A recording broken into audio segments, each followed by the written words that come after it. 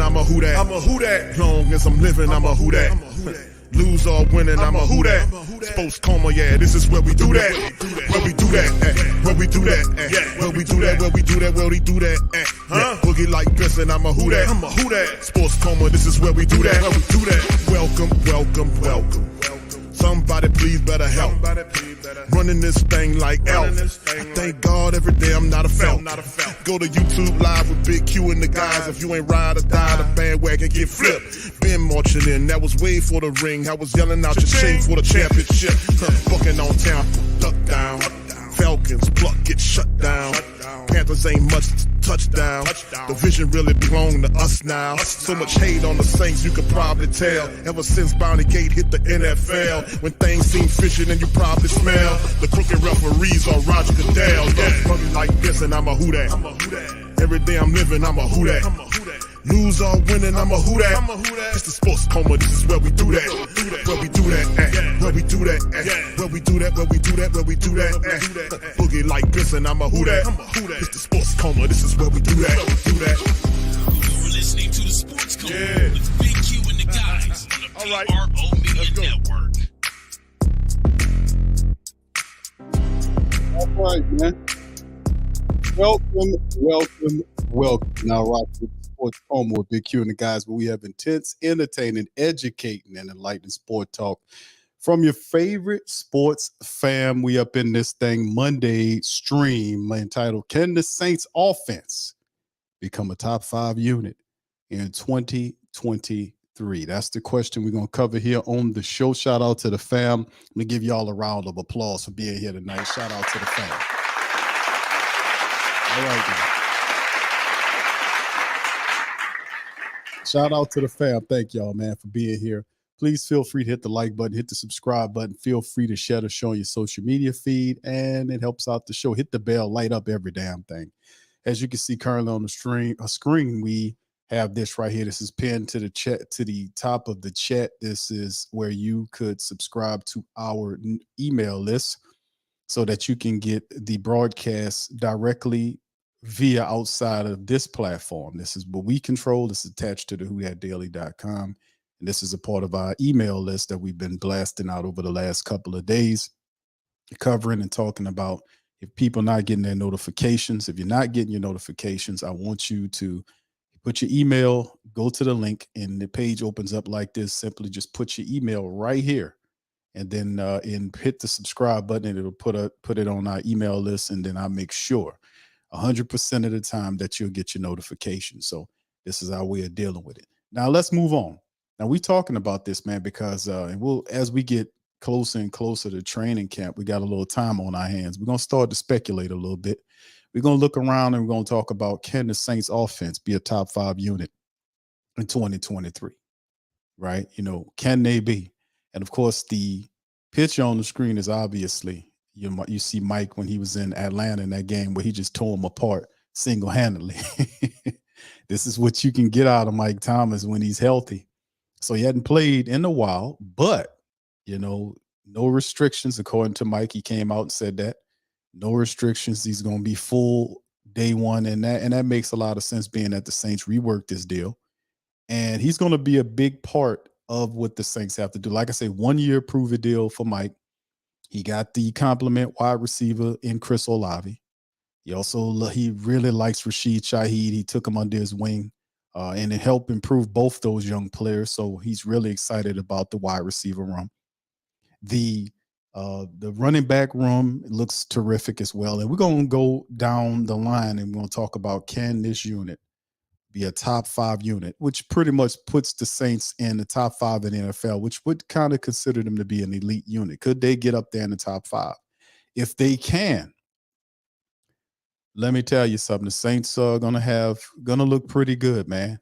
They're going to be pretty difficult to stop if the Saints offense can lead the team, this year, as opposed to what the defense was last year, which was we just didn't have the offense. It was stuck in the mud.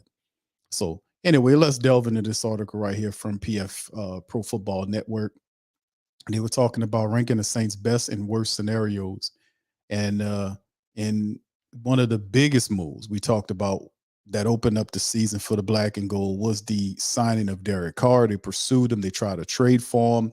They ultimately ended up signing him for $150 on a 4-year deal. He came in, and as we seen during the mini camps, he looked pretty crisp out there, just to be honest. And I showed a lot of footage over the last several shows with the mini camps, showing Carr making passes, having dialogue with Michael Thomas a lot, because those two guys have to get on the same page for things to really pop and snap for the Saints.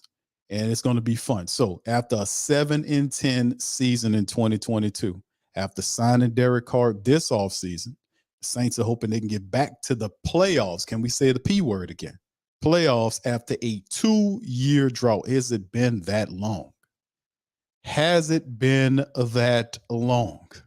It has been that long. Shout out to the fam, man. Thank y'all for being here. Much love to everybody. OG Jerry, Be Kind, Tragic. Good to see y'all in that St. Doug, Gundam, Slim, Dev 84, John, Dana. Shout out to the Queens. Brother Tedris in the building. Poppy 504, J-Rock. Cedric, shout out to the fam. Appreciate y'all, man. Now, predicting the best case scenario for the Saints. The Saints hope this will be this year's version of the Philadelphia Eagles. What we really want to be is this year's version of what we were prior to all of this stuff, when the offense was a absolute juggernaut, being that we had weapons all over the field. Remember those days, black and gold family members? You remember the days when the black and gold had weapons all over the field, when they had running backs all over the place, they had wide receivers all over the place, everything was popping, and they could not stop the Saints, because the Saints, you couldn't dial in or kind of stick to one person, because another guy would tear you up. I'm thinking like that. I'm getting vibes from this offense potentially going into this season with everything surrounding them. So the Saints, like the Eagles a year ago, have an elite defense, a strong surrounding cast around their quarterback, but face questions about the coaching staff and QB. The Eagles responded resoundingly last year, reaching the Super Bowl after a dominant regular season. So a surrounding cast that faced the Saints, and they mentioned an elite defense. I don't know if I would say the Saints defense this year is elite. It's too many new pieces in there. Maybe one or two guys you add there, but when you tear up the entire core of your interior defensive line, and you really had to, because some of these guys, their contracts were up, and it just made that move. The Saints spent the first-round draft pick on Brian Breesy, bring him in. They added Nate Shepard and Big, as Cam calls him, Big Saunders. So, and you do that. You added these guys in here on film, and we studied it on our Patreon special, on our Patreon streams when we do those on Tuesday. That we showed how, like I said, those guys all have the same gene, and that's the aggressive, refuse to stop gene. All of them do. Brian Breesy, Saunders and Shepard all share that vicious attack dog mentality, never say die style of play. So I'm really excited about that. But just to stay away from the defense, I'm going to just focus on offense. We're going to talk about the defense on another show. New Orleans win total, according to DraftKings, is 9.5 games. They give them a minus 180 to make the playoffs. It should help the Saints have the easiest schedule in the league. And I don't really put too much flack into that because they're using old records from last year. Things could change. The question is, how far can they go? That's not the same optimism around the upside of the Saints, despite this being a team added a quality veteran quarterback in Derek Carr. There's a lot of optimism around the Saints offense. It is, because you can't, unless you are a person that really just gave up on what the Saints could do, and you like, whatever they do, they can't do nothing until such and such is out of here. Unless you are that person, you're not going to be very optimistic or excited about the Saints offense. And a person like myself that's been watching this stuff like you for a while, I kind of looked at the Saints offense, and I'm saying that I feel a lot of optimism about it. Carr and the rest of the people in the offense, some of our top players, are saying the same thing, man. It's an energy here. Even Tyrann Mathieu alluded to that. He said, yeah, it's a different energy. We feel something this year. And that's how it usually starts. It's an excitement that makes them do the extra reps, that pay, some more attention, extra attention to the film. A little extra here, a little extra there, a little extra everywhere goes a long way, right? Now, Carr's coming off a down season with the Raiders, expectedly lost 9 one-score games. Not good. His completion rate, yards per game, and interception were either the worst or second worst marks of his career.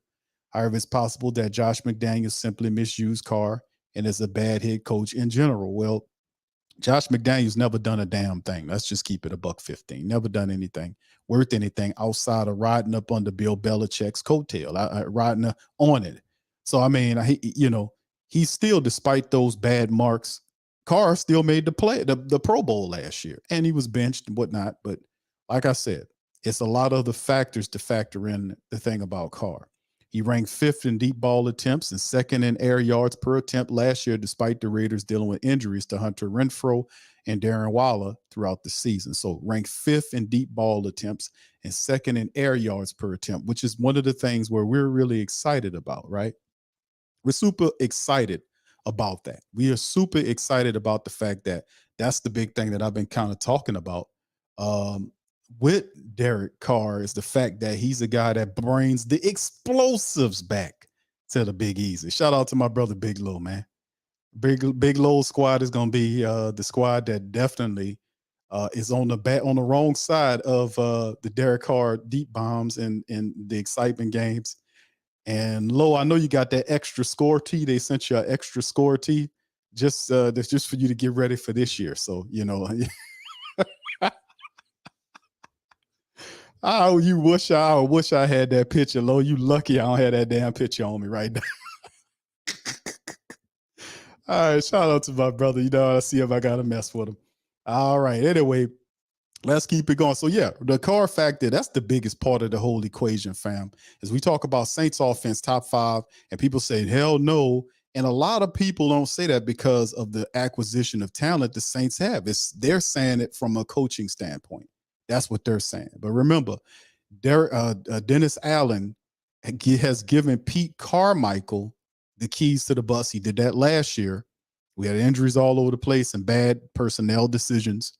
So how does it look now? Remember, he's going to kind of do his due diligence to the defensive side and leave the offensive alone. If that is indeed the case, how good can this offense be with Derek Carr and Pete Carmichael, along with Coach Ronald Curry, who's the passing game coordinator, acting together to get this stuff together?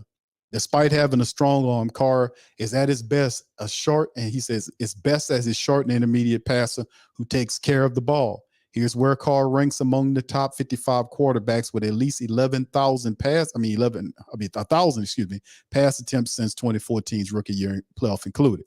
So you can see some of his marks, just over 64% in his pass completions, pass attempts over 7 yards, 4.3% on touchdown passing rate, 2% on the interception rate, 9.5 passer rating, and you can see his sack rate there, just over 5%, and 6.39 adjusted net yards per attempt, which is 23rd. Now, Carr had been durable with minimal injury history. He has been above average accuracy and ball security, and he can get the ball out on time better than most, but finishing drives in the end zone with more touchdown passes has often been an issue. So his overall stats are close to average in the sample of quarterbacks. So in many ways, Carr has been atop the average range of quarterback rankings for the better part of his career, despite impressive physical tools. Sure enough, Carr finished 2022 ranked 14 in the ESPN's QBR metric for the second year in a row. Even getting that production from Carr is a big jump from what Jameis and Andy Dalton gave the Saints last year. Now, I see the numbers right there and they show these numbers, but let me throw a few numbers at you guys as well. The average they talk about Carr as an average guy or a middle of the whatever type of quarterback. If you go and you take a look at all of his passing statistics over the duration of his time in the NFL, which is in his 10th year, he ranks 6th among all active NFL passers in the NFL. That's not, average or mid-level quarterback there. He ranks 6th among those guys. So he's been in the league. He's never had a year where his interceptions were more than his touchdowns. And majority of the time when he had his touchdowns versus interception, he had a separation of at least between 8 to 10 touchdowns over interceptions. And remember, when you look at his statistics, and you put his statistics on screen, which I'm about to do right here for the family members, and you look at everything that he's done, what makes him interesting to me is the fact that he did a lot of the positive stuff in terms of throwing and moving the ball. As you see his statistics right here, he did a lot of these stats based on the fact that he had constantly been changing offensive coordinators. Keep in mind, he's been in the league for 10 years. This is his 10th year. And he's had 6 offensive coordinators, 6 in 10 years, 6 coordinators in 10 years. Let me say it again. 6. Pete Carmichael makes number 6.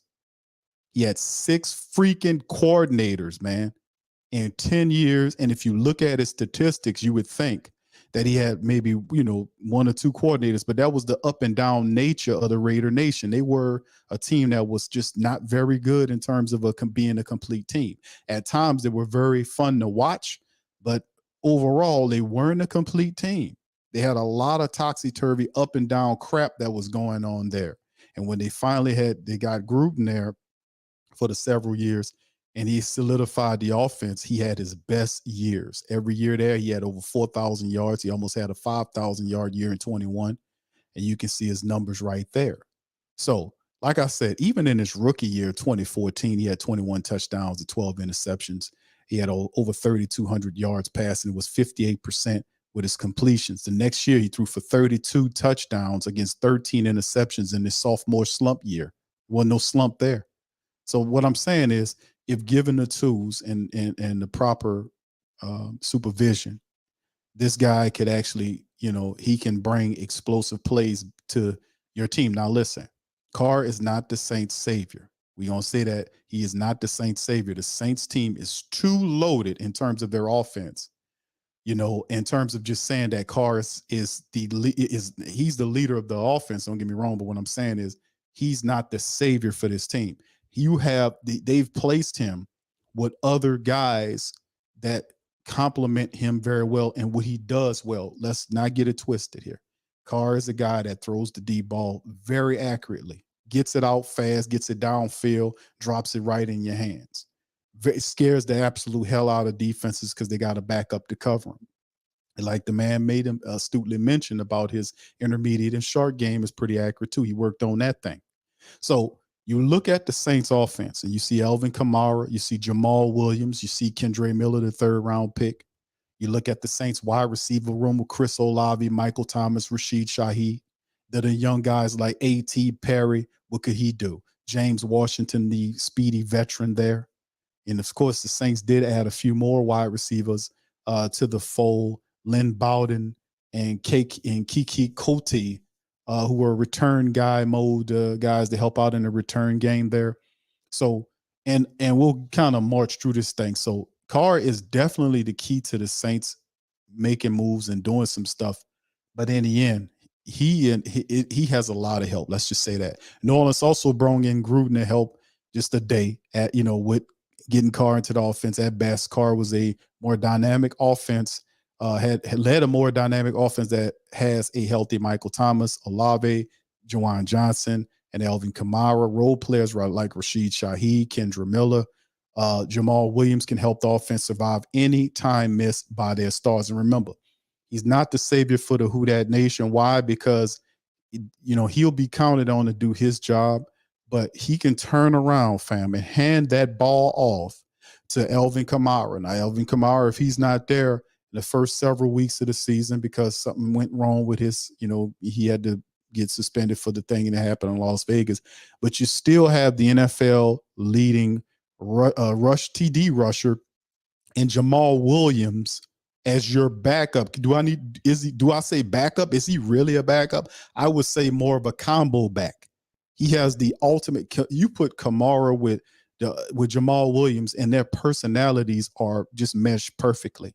When you watch them out there on the field and with the mini camp practice that had occurred, you can see they had a really good synergy and camaraderie. Jamaal Williams is just when you put him in a red zone, he's deadly in the red zone. The guy is super talented in the red zone. 17 rushing touchdowns last year for the Detroit Lions. The Detroit Lions, for all teams, they were competitive last year, but he had 17 touchdowns. The Saints got this guy as Kamara's complement. He's a speed and power guy. So if you need somebody to get the ball in the end zone, guess who we calling? And if you don't think that's bad, good. Remember, the Saints drafted with the third-round pick Kendre Miller out of TCU, who had 16 rushing touchdowns last year. So let me get this straight. You got a 17 rushing touchdown guy in Jamaal Williams in the NFL and got a 16 rushing touchdown guy out of college in Kendre Miller. And let me tell you something. That guy is absolutely a wildebeest, man. It's going to be fun watching the Saints running back room. Now, Kamara might be suspended for 6 games if the NFL history proves predictive, but the Saints have enough weapons to endure his absence. Thomas has played in only 10 games since 2019, but was electric in 3 contests he played in 2022. Few teams have that high-end talent around their quarterback as the Saints do. This is true. They also have a very good offensive line, and their defense ranked 9th in points allowed, 5th in yards allowed, despite the offensive inability to help them throughout the year. New Orleans can be a deep playoff team or a playoff contender in the NFC, with only Dallas, San Fran, and Philly sitting as teams clearly ahead of their upside right now. So the worst case scenario, Saints have been banking on some high risk, high reward players with varying levels of success. Thomas and Kamara at the forefront of the discussion entering this year. Even Carr isn't a lock to be anything more than a younger version of Dalton. That's bullshit. But he's given the worst case scenario here, though. Thomas was still going through some of the rehab in mid-May. Coach Dennis Allen, another setback, could easily knock Thomas out of the season, considering how his last 3 years have quickly become irrelevant. And with Kamara all but certain to be suspended, the Saints could go from a feared offense to one over-relying on Olave and Carr to produce if others can't fill the gaps. Number one is this. The Saints need to change their name to the New Orleans Saints.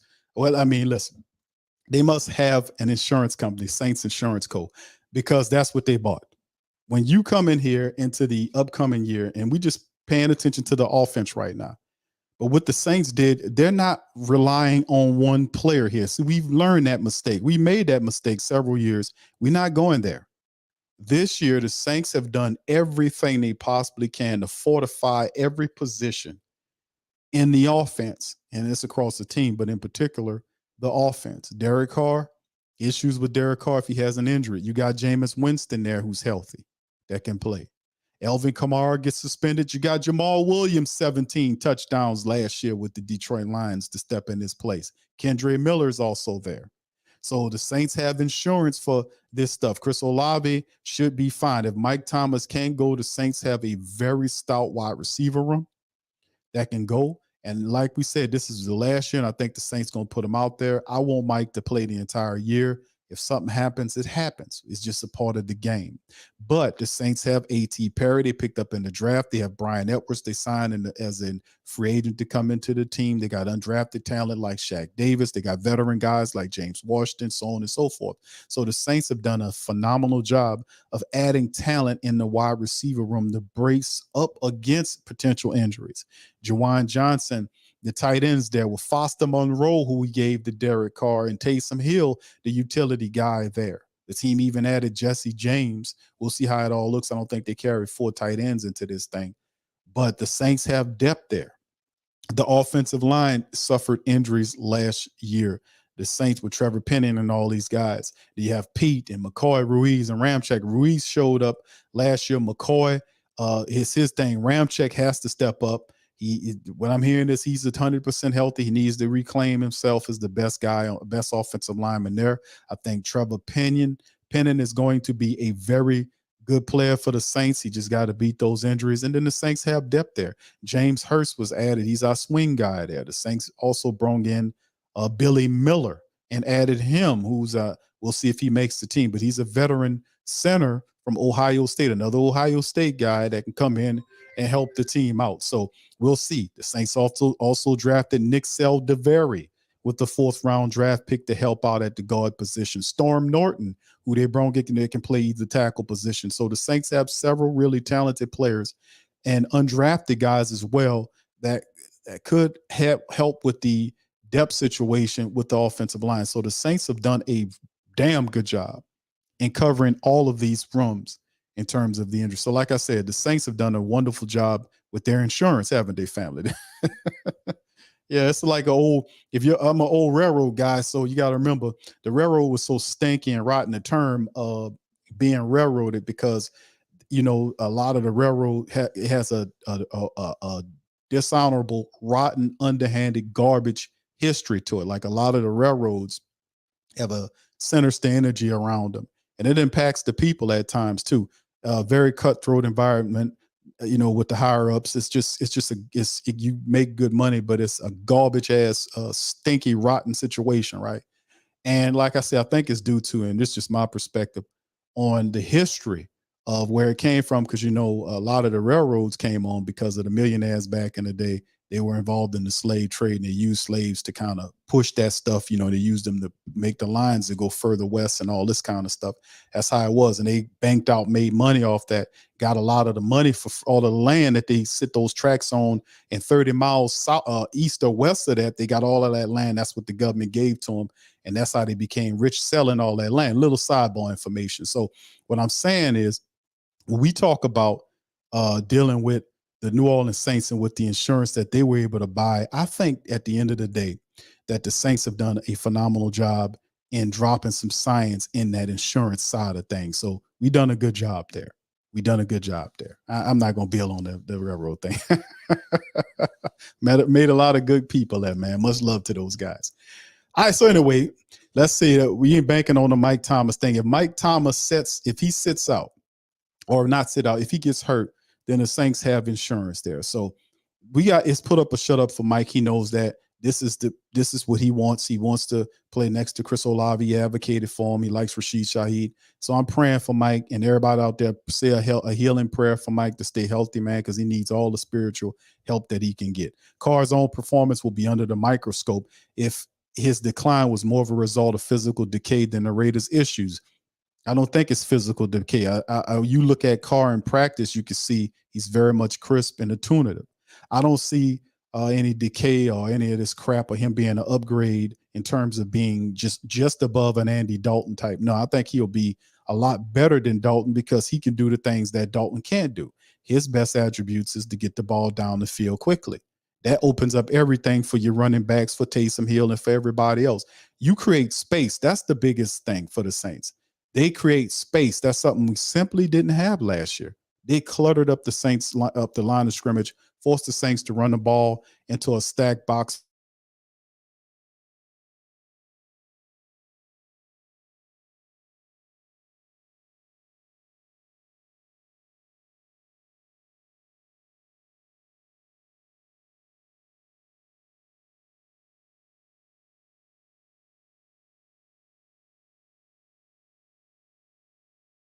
All right, hold on, fam. I'm sorry.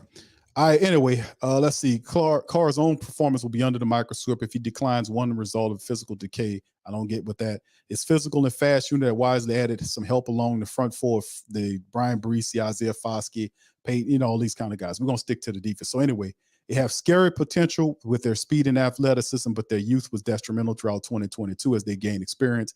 Allen has to get the defense to create more havoc than more often the team's worst scenario includes suffering through another season of benign offense and stepping back from the defense we saw in 2022.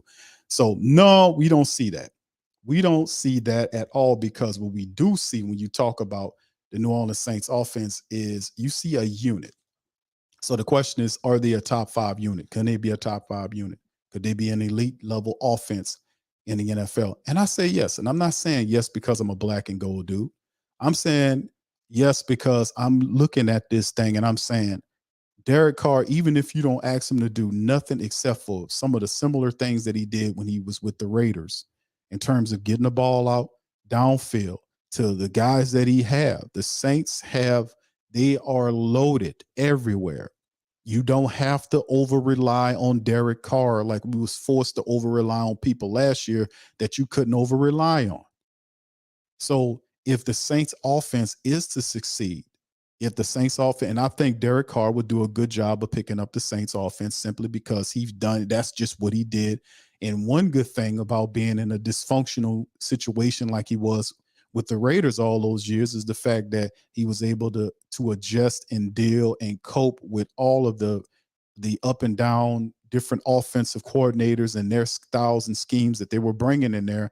Whatever they threw at him, he had success statistically speaking. Now, as a whole unit, that's a whole nother question. But when you have Derek Carr and a guy that can bring the explosive back, that's what I'm really excited about. Alvin Kamara, we know eventually if Alvin's suspended, then we know eventually we'll get Alvin Kamara back. Middle, if it's 6 games or whatever the case may be. I don't know.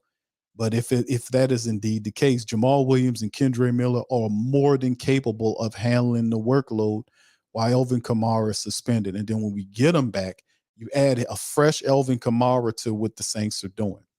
Chris Olave, the deep threat, opposite of Michael Thomas. Remember, family, Michael Thomas never really had a compliment wide receiver next to him to take pressure off of him. A lot of the stuff that he did just beating double teams, sometimes triple teams. That's what Michael Thomas did. He didn't have a compliment wide receiver. His compliment was Traquan Smith, man. Believe it or not. Traquan Smith was drafted by Sean Payton to be Michael Thomas's compliment, if you can believe that. But that's the truth.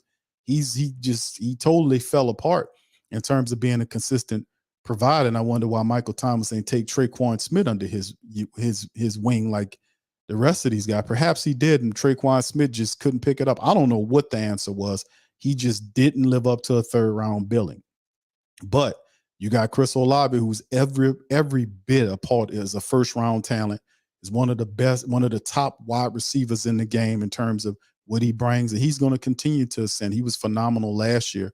This year, I expect big things from him, but I think a lot of it with Michael Thomas there takes pressure off of Chris Olave, like it was last year when many of the games he was option 1. And as for a rookie, he stepped up. Now with Michael Thomas there to provide some balance in the wide receiver room while you have Chris over on one side, Mike on the other side, and Shaheed doing his thing. I think this unit could really be something explosive because both Olave and Rasheed have the ability to blow the tops off of defenses, excel, and just take them apart. You can't fixate on one person, and I think a lot of people disrespecting Michael Thomas. That's a lot of these adversaries are disrespecting Michael Thomas, that he can't perform like he was last year. Like one thing for certain, he missed a lot of games, but he had to, being out of that time frame, he hadn't take a lot of punishment.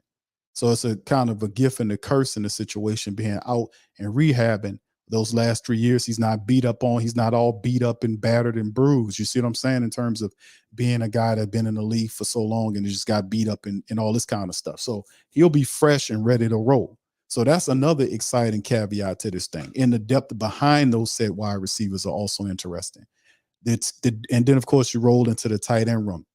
Jawan Johnson, a wide receiver, converted to the tight end. In 3 years, he became the starter for the Saints. You want to talk about success stories, Jawan Johnson? I mean, an undrafted guy the Saints brung in here.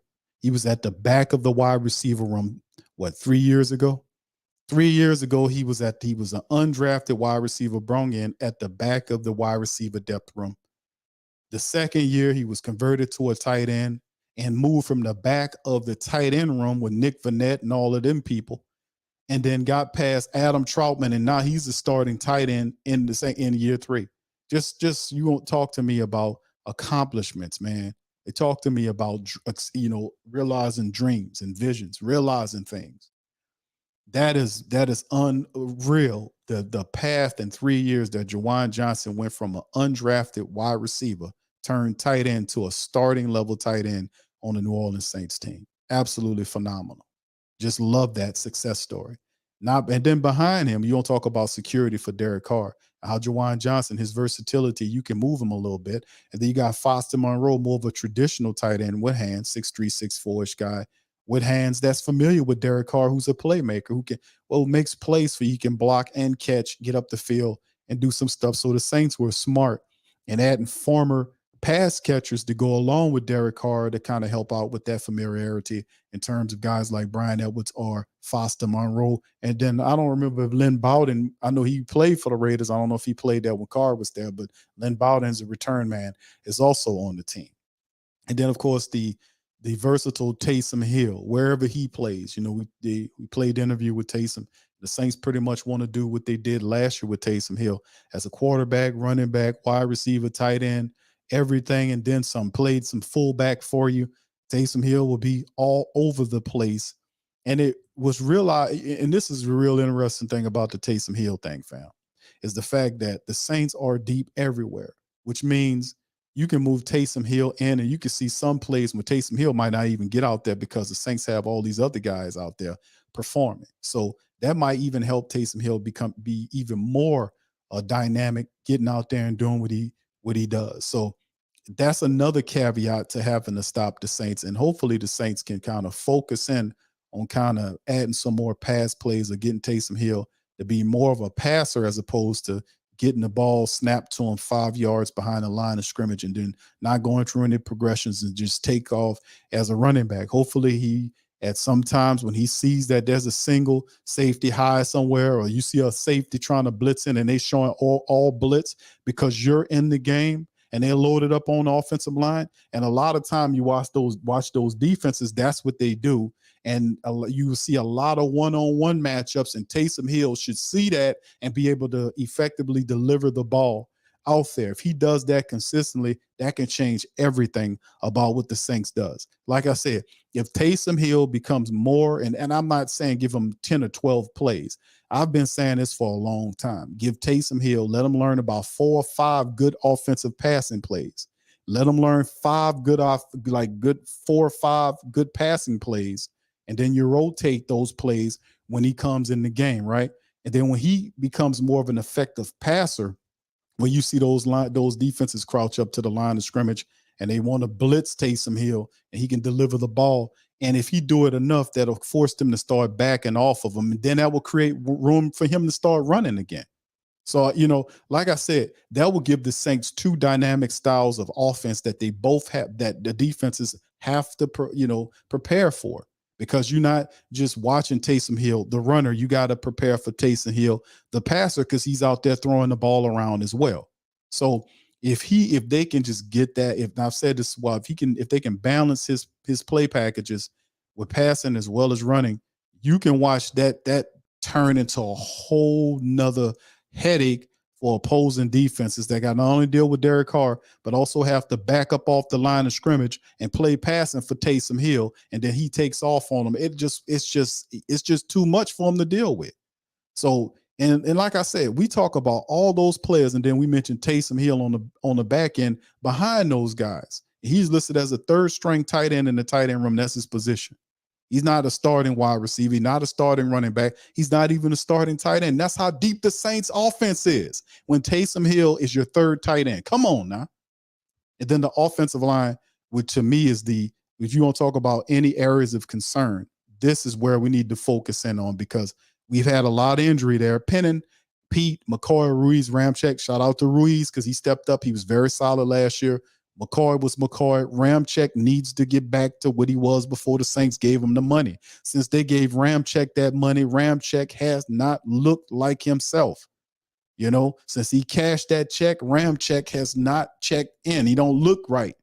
And he might be dealing with injuries and all that kind of stuff. But, man, Ramczyk, get it together, man. You need to show up, show your dominance, man. I remember Ramczyk was one of the meanest, well, I ain't going to say super mean, but he played with a nastiness about him, a controlled nastiness. He was a force. He would maul guys, push them on out the way. You know, he was a guy that didn't play. He was a dominant guy. And I was like, man, I love the way this kid plays. But he hadn't played like that in a while. So he and they're saying he's finally healthy. So we need Ramczyk to be what he was his first 4 years before he got paid, man, for real. We need him to be back there. We need Trevor Penning to step up, stay healthy. But just in case, you got Hurst there, you got the Saints brought in Billy Miller, another veteran center that can help out. Nick Seldaveri's there. Storm Norton is there, and they got some undrafted guys that came in too. So the Saints have done some due diligence in terms of helping fortify the offensive line. So the question is, can the Saints, or is the Saints unit, can the Saints offense become a top 5 unit in 2023? Absolutely correct. Absolutely they can. This offense should be considered an elite unit just for discussion. Right now, they hadn't played any games, or we hadn't seen them in pads and all of that, but just going over it in terms of just looking at everything each one of these guys have brought to the field. And we know we can study the tape, we can look around, and we can find out all this stuff. But let me just tell you straight up, I absolutely love what the Saints have done on offense. I love it. I'm going to just be honest with you. And I definitely consider this could be really a top 5 unit. And really, it comes down to one thing to me, and it ain't even Derek Carr. It's Pete Carmichael. Can Pete Carmichael tap into something here and do some stuff? And let's look at from the coach's side of it. Now, we know Dennis Allen sits on top of the team, but these are the offensive coaches that the Saints currently have. You see Pete Carmichael there, Coach Ronald Curry, the passing game coordinator. Coach Joel Thomas is a hell of a running backs coach. Saints almost lost him last year. And good to see him back. Cody Burns, and you heard a lot of matter of fact, Ronald Curry was praising Cody Burns, giving him a lot of credit, man, on the interview we played. Offensive line coach Doug Marrone, that's what he does. Credit him for getting Cesar Ruiz together. Tight ends coach Clancy Barone. This is another big one. This was a super solid move by the Saints to sign tight ends coach Clancy Barone, who worked with guys like LG Crumpler and others. What's his name? Arsenio Gates, as we call him. All right, so yeah, tight ends coach Clancy Barone is a guy that's going to get the most. He has a very versatile tight end room to work with. I can only imagine what Juwan Johnson and Foster Monroe could look like under his tutelage. Clancy Barone, solid tight end coach. The Saints also brought in offensive assistant Jari Evans. Remember, Zach Strief out, Jari Evans in. Shout out to Zach Strief. I think he went with Peyton. But Jari Evans, to me, man, is 5-time the player Zach Strief ever was. No disrespect. It's just real deal. Jari Evans in there helping the offensive line guys, these young offensive linemen and these veteran guys out. He instant respect from Jari Evans. Love that move. Absolutely love that move. And then on top of that, the Saints do have a few other people. Now, the senior offensive assistant is Bob Bicknell, who has a lot of years in the NFL and in college. He's a guy that, you have to consider in the top 3 guys, I want to say, in the Saints offensive room when they're talking about putting the plays together. You mentioned Pete Carmichael. You talk about you throw Coach Ronald Curry in there and senior offensive assistant and Bicknell in there. So we'll see how it all comes together. As you can see, the rest of their offensive people, the Saints also added Kevin Carberry to help out with Coach Marrone there. So it's just been fantastic, man. A couple of the moves, Jari Evans and Coach Clancy Barone added to the unit. But Pete Carmichael, he is the guy. It is all banking on him and Coach Curry working together to make this work. Pete Carmichael last year, his first full season under Dennis Allen as the offensive coordinator. He didn't look, he got a lot of failing marks. The offense was stuck in the mud. We know they've lacked leadership. They had injuries that they were dealing with. It was several different things happened. But I think the biggest question is not so much can Derek Carr take the Saints anywhere? I don't think it's so much him as it is Pete Carmichael. Pete Carmichael's offensive imagination will be the key toward how far the Saints can go in the NFL. Pete Carmichael working with Derek Carr and Ronald Curry, these three gentlemen here will be the ones that's responsible for taking the Saints offense to the top 5 or in the elite status. Because to be honest with you, if you look at what we just covered, the entire Saints offense with all of the depth all the way around, the only thing that can hold them back is the imagination of this man here. Now, I remember last year, we severely underutilized Alvin Kamara. There were plays where Kamara and Taysom Hill was sitting on the sideline on third ones and third. Y'all remember that? Put one in the chat if y'all remember that. Put one in the chat if y'all remember there were times when we seen Taysom Hill or Alvin Kamara on the sideline on third down. I'm like, why are all the starters out? Why are the playmakers sitting on the sideline there? Why are they sitting up on the sideline? What's going on here? He has to fix that, man. And if I know, and I've heard that Pete Carmichael does take insight from guys like Ronald Curry. He does. He's not one of these guys that don't tell me nothing. I know what I'm doing. He's not that type of dude. Pete Carmichael actually take input. That's what I heard, that he's that type of dude. But really, it's on Carmichael here and Carr. So Carr and Carmichael and Coach Ronald Curry, they're going to have to get the Saints offense to that elite level, but they have all the tools of the trade. Now, you could say Coach Carmichael didn't have a competent quarterback for many of the games last year. And a guy like Andy Dalton, who complained that he didn't like to share reps with Taysom Hill, that he felt like if he was going to be in there, he was going to be in there, didn't like all of the plays when he had to come out and Taysom Hill had to come in. And a lot of times you're seeing that the offense was disheveled. It didn't have any energy. You could see it had no leadership. But this is the thing that they changed with Carr and Carmichael coming together. Carr is a leader.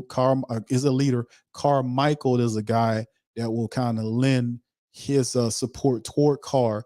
That is the question. Can they sync together? And I can answer that. I can tell you this, that I think Carr and Carmichael will sync together. And I think they will do just fine because Carr won't be the guy that has to carry the Saints all the time. You can turn around and hand the damn ball off to Jamaal Williams or a Kendre Miller or an Alvin Kamara or even a Taysom Hill would definitely help you, especially in the red zone. A lot of go back and watch the Jamaal Williams. Just throw this at you, the Jamaal Williams footage when he was in Denver. If you watch a lot of Jamaal Williams highlights when he played with Detroit last year, a lot of his touchdowns came in the red zone. It came in the red zone against goal line defenses, and he had tremendous vision where he was able to just get on in there. I mean, just uncanny. If you're Derek Carr and you can turn and hand the ball off to Jamaal Williams, who averages over 4 yards a carry, 17 rushing touchdowns, that's just ridiculous to me. Over 1,000 yards, like just this guy's phenomenal.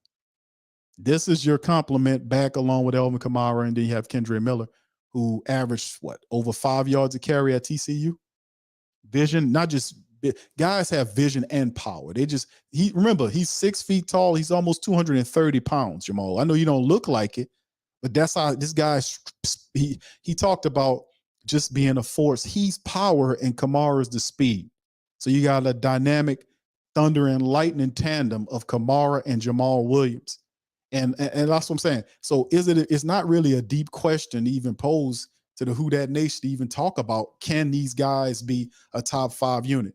If you have all of these freaking guys on your team, Jamaal Williams, Alvin Kamara, when whatever happens with him, Kendre Miller, Chris Olave, Michael Thomas, Rasheed Shaheed, and all the depth they have, including Jawan Johnson, Foster Moreau, Taysom Hill, and all these offensive playmakers, and people really don't think that the Saints are going to be a top 5 unit, and Carr has the ability to get the ball down the field to the speedsters like Olave. They don't have to wait on the ball, family. Remember last year when Andy Dalton would throw the deep ball and they have to wait on the ball to get there? Ain't no waiting on no ball with this Carr character. He throws that ball, they run up under that damn ball and they gone. Do you not understand what that does for a Michael Thomas or a Jamaal Williams or a Kendre Miller or Alvin Kamara when you can either dive bomb these defenses? It changes everything. It changes everything for the Saints offense. It opens up everything. It gets the play action going.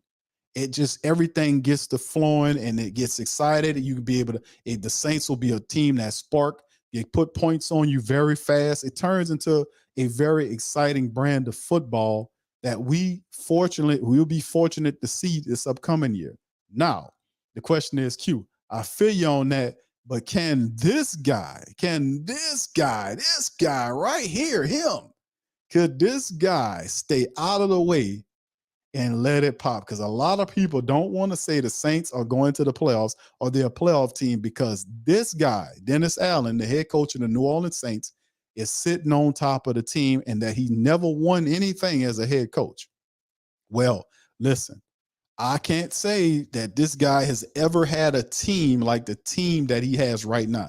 This is the best team that he's ever had. Now, last year you had a playoff team that was a 9-win team. The Saints had a really good offseason and a good draft, and they put together a solid offseason last year, and then we went backwards from 7 to 7-10. That was ridiculous.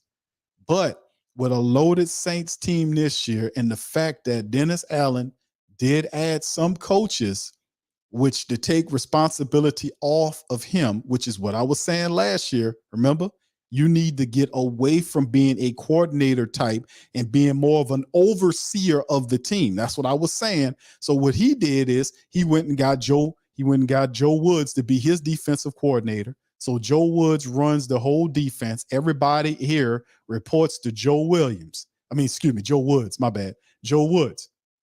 I don't know why I was saying Joe Williams, but he said they report to Joe Woods. Joe Woods report back to DA. So that's one less thing that Dennis Allen has to worry about. Is it enough? Is it enough? Can Dennis Allen not screw this up this year? And can the Saints get back to the playoffs? Can they get back to the playoffs? Well, the only way I can tell you, fam, it starts with the offense. If the offense is top 5, like I think they are, then I think the Saints definitely have a chance, man. They definitely have a chance. All right, so anyway, fam, with that being said, man, listen, I appreciate y'all chiming in on this thing. Much love to the fam. Appreciate y'all. Please feel free. Well, I don't know, jump out, just hit and run. Let me go ahead on and talk to the family members. Y'all got any questions, throw them in the chat. And while I got you, family, like I said, I'm going to put this on screen right here. Remember, there's a link pinned to the top of the chat.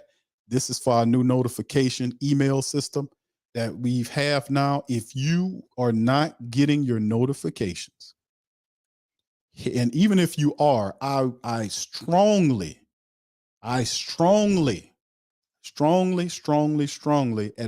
you guys to go here.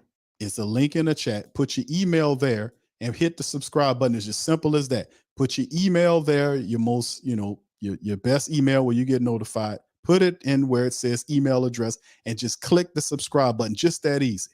And then you'll be a part of our email list and you'll get email notifications when we go live. So you don't ever have to miss a show again. I told y'all I ain't playing. I told y'all I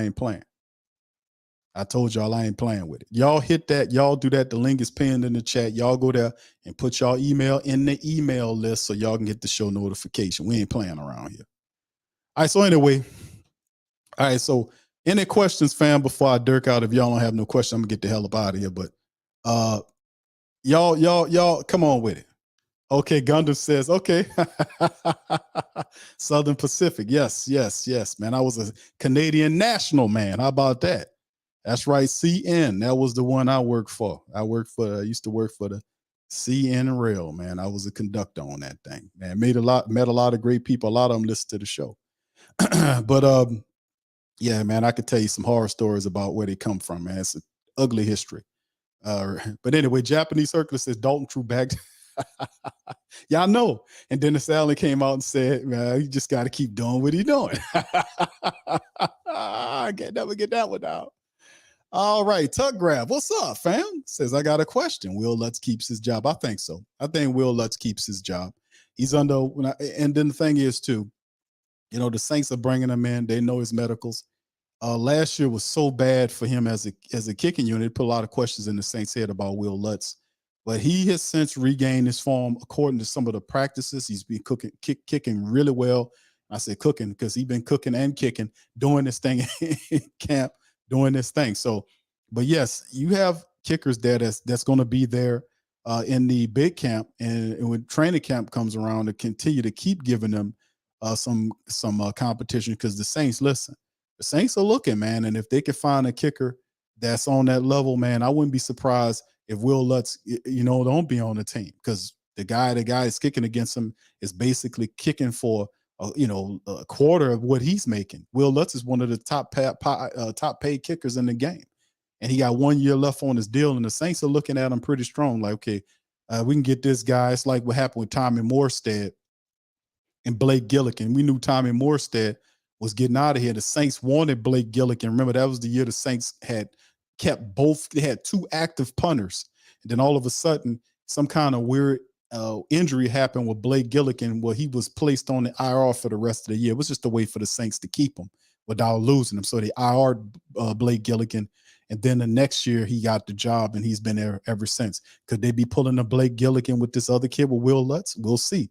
But Will Lutz ain't going down without a fight, man. So he ain't past his prime. He's still a very good kicker. So if I had to bet between the two, I say Will Lutz still keeps his job. April says Dennis twist and turn. Allen don't want. Don't worry, we got the pink slip. Wait, I don't think he fails this year, fam. I'm gonna be honest with you. Trying to say, hey, brother, you can mention to the Houston folks, I'm the best barber out here, one of the few. Okay, there you go. I just dropped it. Brother Trine is out there in Houston, man. He's one of the best barbers out there. My family in Houston listening, try and throw your barbershop, man. Where your barbershop at, man? I'll give you a plug, man. Shoot, put it in the chat, bro. I got you. All right, Tuck Graf said they're talking about how field goal kickers are important as running backs. Teach your kids to kick. That's right. Absolutely. You know what? Not only teach your kids to kick, but teach them how to play baseball. Let me tell you something, man. Baseball, man. You sit half the time, man. Your money's comparable to most other professional sports. Baseball, family. Let me tell you something. I played a little bit of that in high school, man. Baseball. That's also true too. Yeah. He better kick, cook, and click. That's right. Yeah, that's what it is. That's what I'm talking about. B Jizzle, shout out, man. Says, I'm just waiting on the season to start. Team look very special. Shout out. No, KB, baby. I do not have a P.O. box. That's an email there that you can send, that you can kind of get on the email list. That's what it is. Brother, she said, I know a lot of people don't trust Dennis Allen, bro.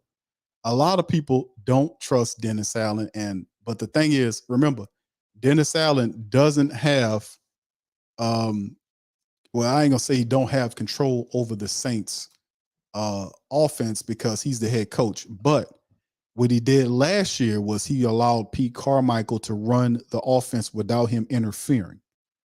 And that's what I'm saying. If Dennis Allen could allow it, if they can get going, if he bring in Carr. Carr is Dennis Allen's handpicked quarterback. He brought him in. He allowed Pete Carmichael to operate with a lot of autonomy last year, right? He even protected them several times when we had these pitiful outings. He protected them because the reality is, to be honest with you, he was responsible for the dysfunction that was happening in the offense because he took the team's best offensive quarterback, the best quarterback on the team, away from the team for whatever reason. We know Jameis came out and there was that whole snafu that occurred with all that happening during the season. Then when Jameis came back from injury, was on the active roster for all that time. We watched that play out. He never got back on the field. I said he wouldn't get back on the field. It was very petty for him to do that to Jameis. And if he had put Jameis in some of those games, I assure you that we'd have won more than just 7 games. When you see the team just sitting there in the mud, and Jameis sitting on there holding the clipbook. The clipbook is the third guy there. That didn't make any sense to me. But a lot of this stuff was decisions made by the head coach that the offensive coordinator could not overrule. He didn't have the power to. So he had to work with what he had. So could that be a scenario? And I'm going to give it to Carmichael, even though he made some mistakes when his offense looked kind of milquetoast at times. But can we really say that about the Saints offense this year, where they were leaderless last year? They are not leaderless this year. That's a big difference to me. All right, Tron's at the primetime barbershop in Houston. So fam, go hit Tron up, man, my brothers and sisters. Churn, y'all got Churn. That's right, Churn. And then y'all in the Houston area, look up Primetime Barbershop. Shout out to my brother Tron. All right, what's up, Nolan? Says two of our most important people on the team are unproven. Dennis Allen and who else, man? Who else? Well, he says two, and Derek Carr. Dennis Allen, like I said, Pete Carmichael runs the offense. Dennis Allen run the defense. Dennis Allen could run the defense. You can't take that away from Dennis Allen. The dude knows defense. He knows defense. We can't take that away from him. He's just not a head coach, because he still behaves like a coordinator. That's why I was telling him, dude, if you are a head coach, you got to give, and we seen Coach Payton do this. Coach Payton ran the offense, but we know like Coach Payton was a head coach, but we see Coach Payton would get on his people, right? He would go in, he would get on the special team, man. He would get on the defense. He would look at you with the evil eye. So even though Coach Payton was out there calling the plays, he was still very much involved in the other aspects of his team. He was there doing it. Dennis Allen's a lot more laid back and allows, and his philosophy is, you're a professional. I don't have to bird dog you to do your job, which is a good philosophy for somebody that knows how, if they need to step in, they can step in and do what they need to do. He believes in Pete Carmichael to run offense. He left Pete Carmichael to run it last year. I really do think with Carmichael, Ronald Curry, and Derek Carr, I really do think the Saints offense will be a top 5 unit. I'm serious. I really do think that. With all the weapons the Saints have brought in to help him, we don't have to over rely on no Derek Carr. We don't. If Carr do just what he did when he was with the Raiders, which is just throw the deep ball out there and back them safeties up and allow our guys underneath to operate with space and operate the play action, we would be fine if we operated as a balanced team. Listen, I would be cool with the Saints, like when we come out, like remember back in the day, Coach Payton would come out and he would be trying to throw the ball too much. Remember that? He would come out and just trying to throw the ball. I'm like, Coach, and then, we losing games by 1 or 2, 3 points because you're throwing the ball too much. Look, run the damn ball. Remember how we made the shirts, run the damn ball and all that kind of stuff? Well, Dennis Allen's philosophy is run first, pass second. That's why he has the Jamaal Williams and the Kendre Millers. Hey, I'm with that. I love that, because if you're running the ball first, because guess what? Running game travels. So whether it's home or away, we have 3 running backs that'll beat your ass. That's the bottom line. We have 3 beat your ass running backs out there. You see, we don't need Derek Carr to do anything else than what he did with the Raiders, which is get that ball out of there fast, get it up the field, hit them deep shots when you need to, dump them off when you need to. You got the tight ends, you got the wide receivers, you got your running backs, you got everything you need, all shapes and forms and fashion. You got everything that you need out there. So like I said, they are a balanced team. So what it really comes down to is Derek Carr and Carmichael getting together and making the offense go. Let's run the ball first and work the pass off the back of the run, get the play action going, get the ball downfield, get them crouched down on the line of scrimmage, then hit them with the deep shot, the explosives, and then we off to the races, family. We off to the races. So like I said, man, I've been watching a lot of Derek Carr tape, man, a lot of tape from this dude over the last several weeks. And I'm like, damn, this dude, he does this very consistently well. And I remember playing an interview from Pete Carmichael as of recently saying that they're asking Derek Carr which plays he likes to run. Let me tell you how big that is, as opposed to them bringing him in here and says, this is what we want you to do for me. No. They're asking him, what plays do you like to run? And we're going to run them. That is a recipe for success. That happened with Joe Burrow when he was at LSU. That's why he went from Joey B, the transfer from Ohio State, to Joey B, the first round draft pick for the Cincinnati Bengals, because that's the same philosophy they used in LSU. They went to him and said, hey, which plays do you like and which plays that you don't like? We're going to throw the ones out that you don't like and keep the ones that you do like. When they did that, he took that offense and wrapped them around himself like a fine coat, and then they took off. So that's always a good strategy if you're the offensive coordinator, to go to your quarterback and say, hey, man, which plays do you like? And, and we're going to see if we can run them suckers.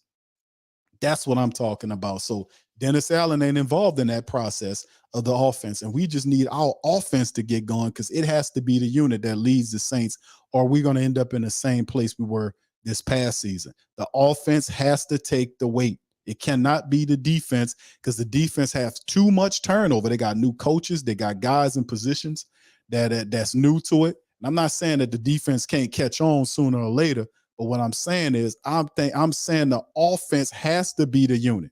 That's how you get to the bowl. That's how you get to the Super Bowl. We had a few small examples of defense, and had a smother defense with a top-notch running game, and you had a pitiful quarterback on top of that thing. You got one or two of those, but the rest of them, the offense got them there.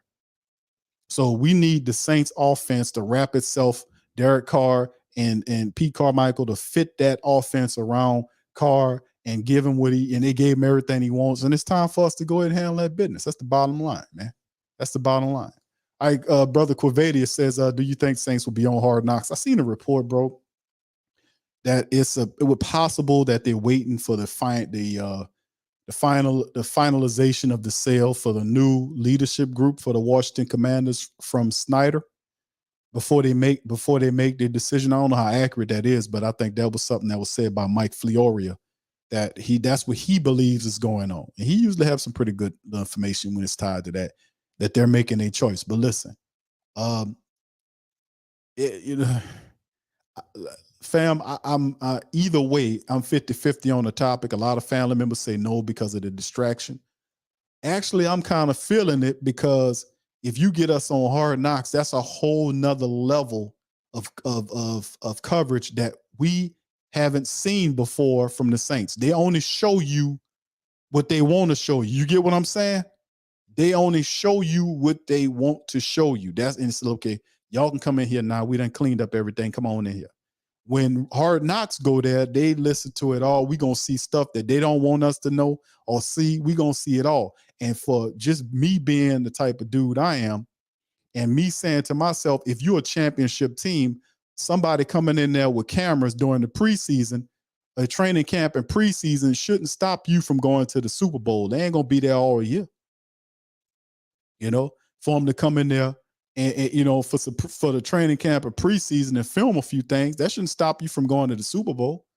I don't hear teams saying, man, the reason why we ain't make it to the Super Bowl because, man, that damn Hard Knock, man, they came in there and that damn Hard Knock, man, they tore up everything. You ain't lying. So at the end of the day, what I'm saying is, if you're a Super Bowl team or a team that's trying to get to the next level, a Hard Knock appearance shouldn't stop you from doing that.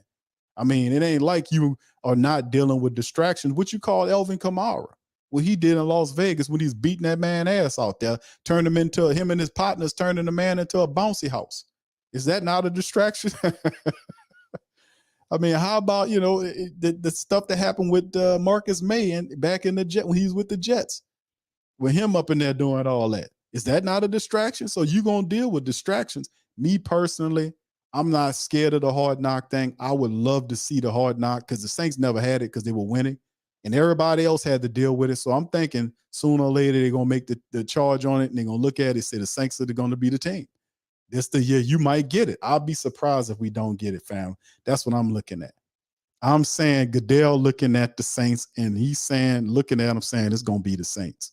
I promise you, because Goodell don't like you.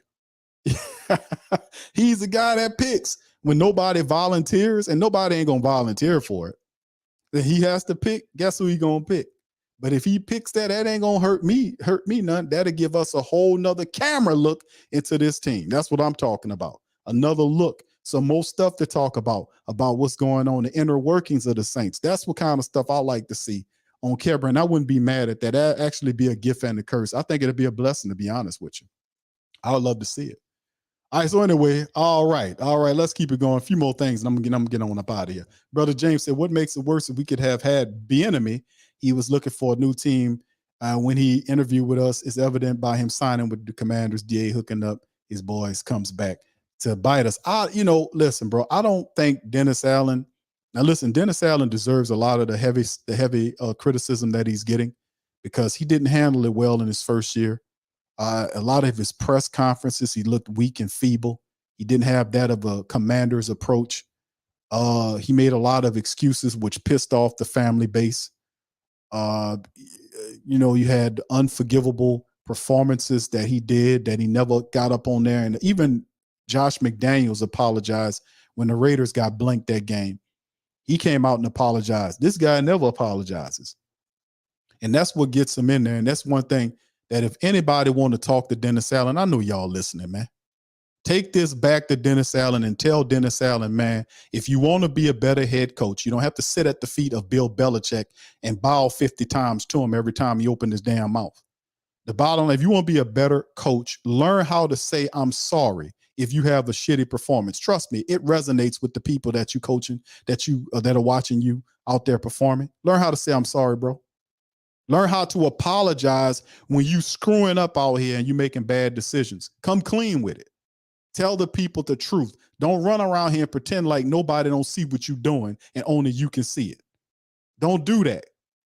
Apologize when you out here, you stinking up these games and you don't make the right calls, and then come back and you take the weight. Don't tell me that we got to do better. We all in here got to cut. When I'm like me talking to the great Saint think tank, he said, hey, great. And I'm up here screwing up something and saying some wrong stuff. And I'm telling y'all, we got to do better. Nah, Q, you got to do better. I just take the weight. You the head coach. Take the weight. Says, I screwed this up. I didn't have this team prepared. I have to do a better job of being a head coach. I have to take the next step. If I want to win in the NFL as a head coach, I have to stop being so much of a defensive coordinator and be a head coach. Me is my fault that the Saints are 7-10. It's my fault that I didn't take this deep team from last year and I turned them into a dumpster fire. It's on me. And you don't hear that from Dennis Allen. That's why Dennis Allen and you Saints people that listen to this show, that's why we own him. You need to tell him that and stop shielding him from that. If he ever is going to improve as a head coach, that is some of the things that he has to do. He has to take more of an I, not we approach. Stop being a Frenchman. It is you screwing up because you the head coach. You didn't have the team prepared. And if people are screwing up out there, at least have the courage to pull these guys out of there and sit them down. Don't keep leaving guys in there if they tearing up the team. Take that guy out of there, let him sit down and put the next guy in there. I'm just saying, man, this is stuff we watch. All of some of the better head coaches in the NFL, they do this stuff all the time. That Andy Reid says he's sorry when he gets up there and screw up. He's like, man, that's my fault, man. I shouldn't have done this. I shouldn't have did that. I've seen Andy Reid doing that. I've seen some of the best head coaches in the NFL go up to the podium saying, look, that's all on me. I didn't have my team prepared to play today. I have to do a better job of coaching this stuff. I have to do this. If you want this man to really start winning and doing it, because it won't just happen. He's sitting on top of the team and the team takes on his persona. So he has to improve as a head coach. He has to improve as a leader. He has to improve as a speaker and a motivator. He has to do these things. And why he ain't got no football going on, maybe you should be online taking motivational courses, learning how to deal with people and not backstab them like you did Jameis last year, not being petty, putting the team above your own emotions. Try that. See, all of this is verified information or places of time that we can go back through. I mentioned all of this stuff in the Great Saint Think Tank and go right to it in a memory. everything I'm saying. So it ain't blaspheming the guy or talking mess up, but this is constructive criticism for Dennis Allen. They ain't cost you a goddamn dime. They got people that'll give you this work for a ton of money. I'm giving the game for free because I want you to succeed, Dennis Allen and the rest of the Saints. I want y'all to succeed and represent us the right way. So what we seen last year, we don't need to see that no more, bro. We done seen enough of that. Do we like Dennis Allen? I don't have a problem with Dennis Allen. Well, actually, I do. I don't like backstabby people. That's just me. And what he did with Jameis, even though him and Jameis made up, is cool. So I guess I can move on from that. But at the end of the day, man, you got to show something, bro. You got all these other guys here. Joe Woods, love Joe Woods. Love Cody Burns. Love with Clancy Barone. I like Ty Grantham coming here. I like these coaches. Coach Robinson. I like these coaches had an opportunity to listen to them, research them, go back and watch their film of them coaching guys up. I like these coaches. Now, can they win with Dennis Allen and he got his guys in here? They're going to have to. He has his guys. He got his quarterback. He got everything that he wants. He has to put it together and win. This is a win-now league. Win-now league. This is a win-now league. And the heat is up and up when you don't. Just keeping it real, and I'm done on that. All right. Shout out. What's up, Tasha? Shout out to you, baby. Much love. I know Shazam. They were trampolining that boy, man. I was watching. I was like, what they trying to do here? J-Rock said, I think the Jets are still in the picture, especially since, more coverage. And that could be it, bro. That could be it. But remember, Goodell don't like you. So, either way, it don't matter to me, fam. Either way, I'm cool with it, Jaslow says, our pass rushing division don't trust it. Coach said, we'll add one more. Will it be a veteran? I mean, I wouldn't be mad if the Saints added another defensive end to the mixture. I actually welcome it. We add another veteran defensive end. I will welcome us add another defensive tackle or nose tackle to the Saints interior defensive line. I would welcome that as well. All right. Also asked, do you think we should go after Hunter from Danielle Hunter? Man, Danielle Hunter was actually what the Saints were anticipating Marcus Davenport to be. It's very weird. In Minnesota, they about to fall completely off. If they're crazy enough to believe that they picking up Marcus Davenport and giving up a Danielle Hunter, are you crazy? Now, I know Danielle Hunter been banged up too, but he is like what they want. Davenport is what the Saints wanted. He wanted him to be Danielle Hunter. And Hunter's a guy that just can't stay healthy. He can make a big chunk of money. But if I'm the Vikings, man, you better kind of ease that out with Danielle Hunter, man. If he's healthy, man, kind of ease that out because you need your pass rusher. I don't know if that'll be somebody we get. I think his money's he make a lot of money, bro. I don't know if that's somebody the Saints will pick up. But like I said, I don't know. Dennis Allen kind of likes his defensive line. He likes who he has there, like opposite of Cam, Granderson, Isaiah Foskey, and Peyton Turner. Now, Peyton Turner he got the injury bug. He's healthy now, but we don't know what he looks like in a full year. We know that Isaiah Foskey is a rookie and he has potential. And Carl Granderson is a guy that's been here for several years now, knows the defense, that defensive line position pretty good, but he hadn't shown us, is he a guy capable of starting for you opposite of Cam? Maybe in spots. He had 5.5 sacks last year, maybe a spot defensive end. I don't know about full-time starter yet. No disrespect to Carl Granderson. I like Carl Granderson a lot. That's just my professional opinion on him. I don't know if he's that guy. So even though they got him on an official depth chart starting next to Cam, I would really look at the Saints and say, hey, if y'all really want to make some moves this year deep in the playoffs, you're going to need to have somebody on that defensive line that can help out. And listen, injuries happen on the defensive line, so you can never have too many pass rushers. The Saints do have some money, and Yannick Ngakoue is available. And I do like Yannick Ngakoue. Yannick Ngakoue upside is he has the sack your ass gene. And the thing about him is that he knows how to get to the quarterback. He does. He ain't lying. And outside of that, he was on all these different teams. Like, what's going on with Yannick Ngakoue? Well, the smoke was Yannick Ngakoue, even though he's a fierce pass rusher, he's not really a guy that's really great with a run. So a lot of teams is kind of not liking the money they were paying him to be just simply a pass rusher.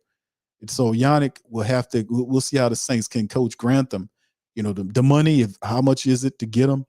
Would he be a guy that can come in and coach Ty Grantham? Could he kind of help him be a better guy in terms of helping out against the run as well? Because we know he can pass rush his ass off, but you can never have too many pass rushes because you're just an injury away from having an issue there. And we had 40 sacks last year. Saints have to keep that going. They got to keep that going. So I'm not opposed to Yannick Ngakoue at the right price for the Saints. Wouldn't be mad at that.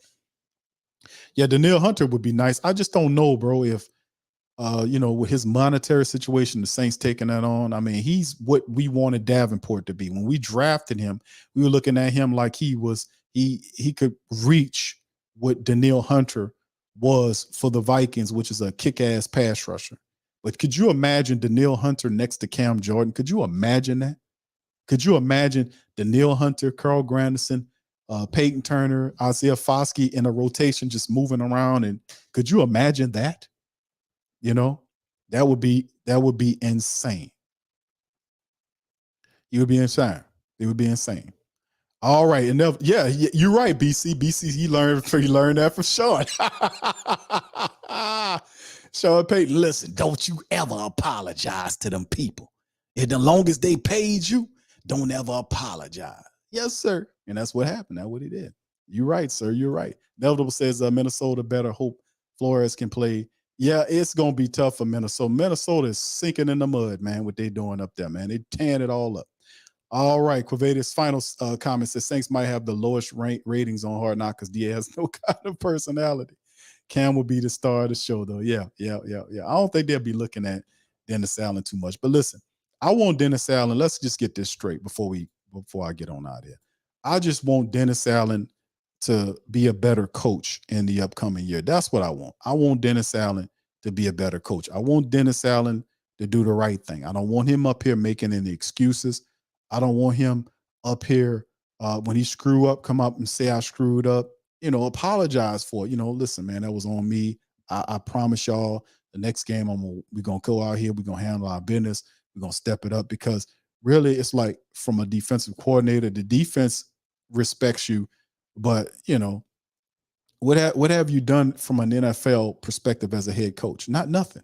So you got to earn it just like anybody else would be in your position in a different trade or what have you. You got to earn it. You got to earn it. You got to earn it. You got to earn it. And the only way you can earn it is that you got to change some of these things that you did last year that kind of helped the Saints into the poorhouse. You got to change that. We want you to succeed, but a lot of these bad characteristics that you exhibited last year, that has to go, man. That has to disappear for the team to have full success because the team will go as far as the vision of the head coach, as far as the head coach takes them. So we'll see. I'm really praying and hoping this man, succeeds this year. I really like our offense. I really think it's a top 5 offense. I think it's the key to us getting to that level.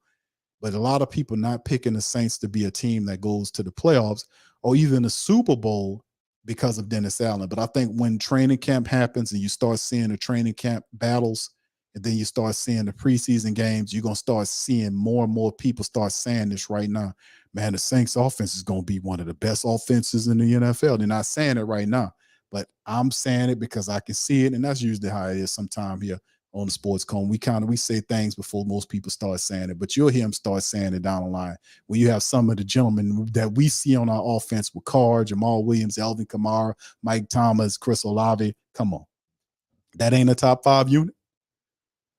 We shall see. Anyway, let me get on that, man. Listen, I appreciate the hell out of y'all for being in this episode of The Coma. We'll be back tomorrow on Tuesday, man. Tuesday Patreon for our Patreon and YouTube membership family. You feel free to hit the description section up if you want to join our Patreon. We got highlight film and all that stuff over there that we do. We cover it. We talk about stuff all the time. On Q with Big Q, we just did a show a couple of days ago. I got some more film breakdown that we'll be doing this upcoming week on a couple of players that were just added to the team, Lynn Bowden and Kiki Cote. We're going to cover some of their film and break that down coming up real soon. We'll cover all the latest news, notes, and action on Patreon. TSC Patreon special on Tuesdays, man. A lot of content there for the family members. You can become a member of the channel or simply join our Patreon for the highlight film, man, and the rest of the stuff that we do over there. Another thing, feel free, family, to hit the link and subscribe to our email list The link is pinned to the top of the chat. It's very simple. You click the link, put your email where it says email address, and click subscribe, and you're on the mailing list. You will never miss a show ever again from Nakoma. We did it. We're doing it. That's what we about.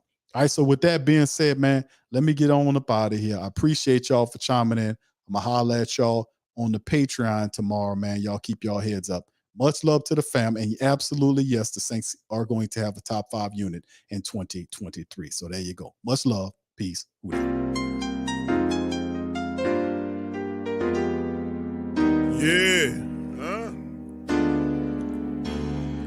Boogie like Benson, I'm a who that. I'm a who that. Long as I'm living, I'm a who that.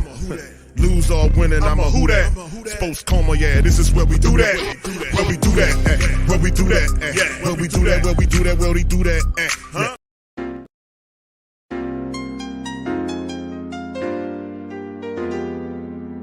Yeah.